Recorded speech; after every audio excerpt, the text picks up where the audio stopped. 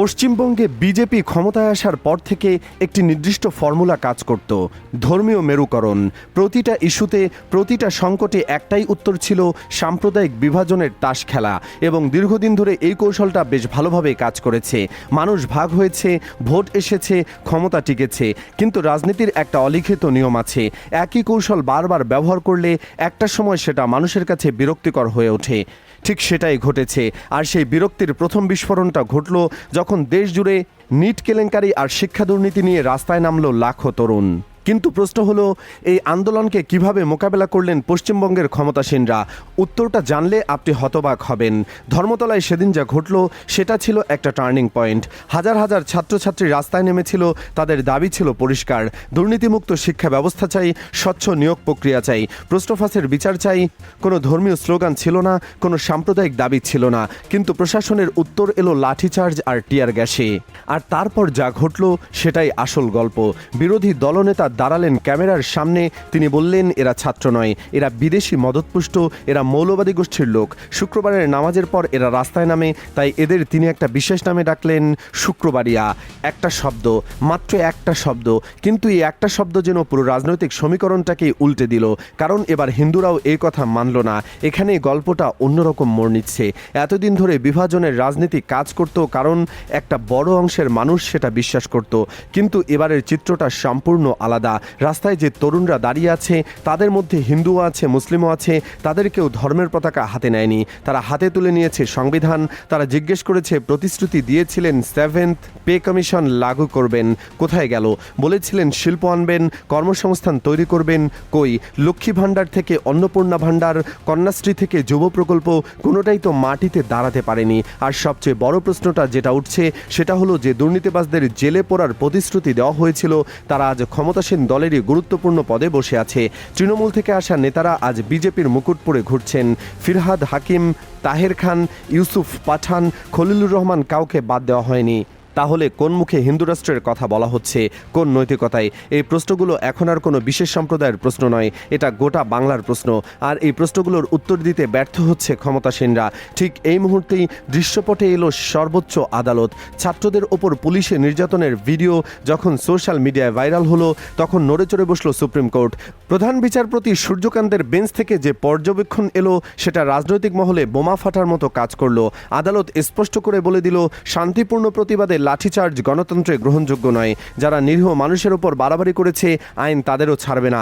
পশ্চিমবঙ্গ সহ 7টি রাজ্যের সরকার এবং কেন্দ্রীয় সরকারকে নোটিশ পাঠানো হলো, রিপোর্ট তলব করা হলো, CCTV footage, body cam footage, wireless communication data সবকিছু সংরক্ষণের নির্দেশ দেওয়া হলো। অবসরপ্রাপ্ত কাউকে আটক করা হলে অবিলম্বে মুক্তি দেওয়ার আদেশ এলো, এবং সবচেয়ে গুরুত্বপূর্ণ, স্বাধীন তদন্ত কমিটি বা সিট গঠনের দরজা খোলা রাখা হলো। এটা শুধু একটা আদালতের আদেশ নয়, এটা আসলে একটা বার্তা। সে বার্তাটা হলো, রাষ্ট্রযন্ত্র যদি নিজেই জনগণের শত্রু হয়ে দাঁড়ায়, তাহলে গণতন্ত্রের রক্ষা কবচ হিসাবে বিচার বিভাগ তার তৃতীয় ভূমিকা পালন করবে। কিন্তু আসল প্রশ্নটা এখনও বাকি। সুপ্রিম কোর্টের এই রায়ের পর কি সত্যিটা কিছু বদলাবে, নাকি এটাও সময়ের সাথে চাপা পড়ে যাবে? এখানেই গল্পের সবচেয়ে চমকপ্রদ অধ্যায়টা শুরু হচ্ছে। ককরোচ জনতা পার্টি, সংক্ষেপে সিজেপি। এই নামটা শুনলে রিটেক, এই নামটা প্রথমে শুনলে হাসি পায়, কিন্তু এই হাসির আড়ালে যে রাজনৈতিক ভূমিকম্প তৈরি হচ্ছে, সেটা বোধহয় এখনও অনেকে বুঝতে পারেননি। ভেবে দেখুন, শিক্ষামন্ত্রীর পদত্যাগ কিন্তু কোনো বিরোধী দল আদায় করতে পারেনি। কংগ্রেস পারেনি, তৃণমূল পারেনি, বামপন্থীরা পারেনি। এটা করেছে রাস্তার ছেলেমেয়েরা। 36 দিন ধরে যন্তর মন্তরে বসে থেকে, লাঠি খেয়ে, জল কামানের মুখে দাঁড়িয়ে তারা এমন একটা কাজ করে দেখিয়েছে, যেটা ভারতের স্বাধীনতার পর খুব কম আন্দোলনই করতে পেরেছে। সিজেপির মুখপাত্ররা অবশ্য বলছেন, তারা এখনই সরাসরি নির্বাচনী রাজনীতিতে নামছেন না। তাদের কথায় আগে মাটিতে শেকড় গাড়তে হবে, তৃণমূল স্তরে সংগঠন তৈরি করতে হবে। এটা কিন্তু কোনো দুর্বলতার লক্ষণ নয়, এটা আসলে একটা মাস্টার স্ট্রোক। কারণ ভারতের মতো বিশাল গণতন্ত্রে তাড়াহুড়ো করে নির্বাচনে নামলে হারিয়ে যাওয়ার সম্ভাবনাই বেশি। কিন্তু ধীরে ধীরে প্রতিটা জেলায়, প্রতিটা ব্লকে, প্রতিটা গ্রামে যদি একটা সংগঠন দাঁড় করানো যায়, তাহলে সেটা দীর্ঘমেয়াদে অনেক বেশি শক্তিশালী হয়। আর এখানেই একটা ভয়ঙ্কর মিল খুঁজে পাওয়া যাচ্ছে দক্ষিণ এশিয়ার অন্যান্য দেশের সাথে। একটু চোখ মেলে তাকান পুরো দক্ষিণ এশিয়ার দিকে, একটা প্যাটার্ন দেখতে পাবেন। শ্রীলঙ্কায় অর্থনৈতিক সংকটের সময় তরুণরা রাজপ্রাসাদে ঢুকে রাষ্ট্রপতিকে দেশ ছাড়তে বাধ্য করেছে। নেপালের তরুণ নেতৃত্ব ক্ষমতায় এসেছে। আর বাংলাদেশ ২৪ সালের গণ অভ্যুত্থানের পর সেখানে ছাত্র জনতার যে নতুন রাজনৈতিক দল জন্ম নিয়েছে এনসিপি, তারা প্রথম নির্বাচনে ৬টি আসন জিতেছে, প্রথমবার লড়ে ৬টি আসন। এটা কোনো সাধারণ ঘটনা নয়। এটা পুরো দক্ষিণ এশিয়া জুড়ে একটা জিনিস পরিষ্কার হচ্ছে, পুরনো রাজনীতির মেয়াদ শেষ। ধর্ম দিয়ে, জাতপাত দিয়ে ভয় দেখিয়ে আর মানুষকে বোকা বানানো যাচ্ছে না। এই প্রজন্ম ইন্টারনেটে বড় হয়েছে, তারা তথ্য যাচাই করতে জানে, তারা প্রোপাগান্ডা আর সত্যের পার্থক্য বুঝতে পারে, আর সবচেয়ে বড় কথা, তারা ভয় পায় না। ভারতের ক্ষেত্রেও ঠিক এটাই ঘটেছে। যে মোদী সরকার ১০ বছর ধরে হিন্দুত্বের কার্ড খেলে নিজেদের অজয় ভেবেছিল, সেই সরকারের মন্ত্রীকে পদত্যাগ করতে বাধ্য করেছে এই তরুণরা। এটা কোনো ছোটোখাটো ঘটনা নয়, এটা একটা ঐতিহাসিক বাঁক। এবার একটু ভেবে দেখুন, কেন শুভেন্দু অধিকারী এত মরিয়া হয়ে আন্দোলনকারীদের মৌলবাদী তকমা দেওয়ার চেষ্টা করছেন? কেন ৭০ জনের বিরুদ্ধে মামলা দায়ের করা হচ্ছে? কেন গুন্ডা দমন আইন প্রয়োগের হুমকি দেওয়া হচ্ছে?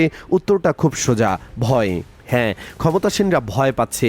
তারা বুঝতে পারছে এই আন্দোলন যদি আরও বড় হয়, যদি এই তরুণরা সংগঠিত হয়ে নির্বাচনে আসে, তাহলে যে ভোট ব্যাংক এতদিন ধর্মীয় বিভাজনের ওপর দাঁড়িয়েছিল সেটা তাসের ঘরের মতো ভেঙে পড়তে পারে। তাই দমনপীড়ন, তাই মিথ্যা অভিযোগ, তাই সাম্প্রদায়িক রং দেওয়ার চেষ্টা। কিন্তু এই কৌশল কি কাজ করবে? ইতিহাস বলে না। কারণ যখন কোনো আন্দোলনকে দমন করার চেষ্টা করা হয় তখন সেটা আরও শক্তিশালী হয়ে ওঠে, ঠিক তেলাপোকার মতো। আপনি যতই মারার চেষ্টা করুন তারা ফিরে আসে।